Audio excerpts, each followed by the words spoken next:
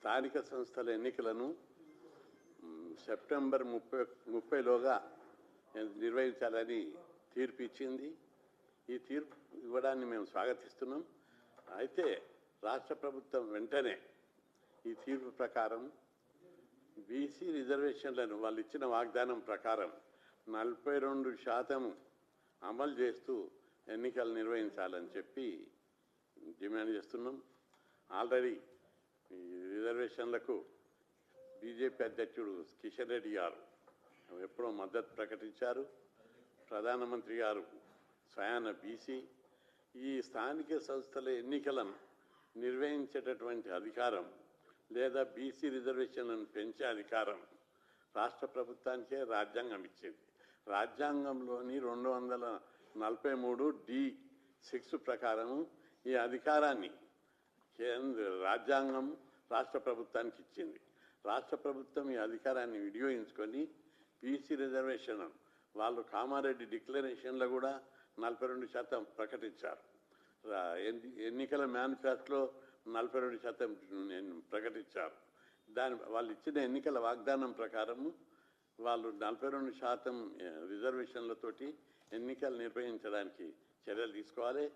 రెండవది ఏదో supreme court high court దీన్ని 50% సీలింగ్ అని చెప్పి రేపు కొట్టేస్తుందేమో అనేది ఊగారం మాత్రమే. 50% దాటింది ఎప్పుడో. ఈడబ్ల్యూఎస్ రిజర్వేషన్లో సుప్రీంకోర్టు 60%కు పెంచింది. రెండవది అక్కడ ఒక సందర్భంలో సుప్రీంకోర్టు కీలకమైన వ్యాఖ్యలు చేసింది. 50% సీలింగ్ అనేది రాజ్యాంగంలో ఎక్కడ లేదు.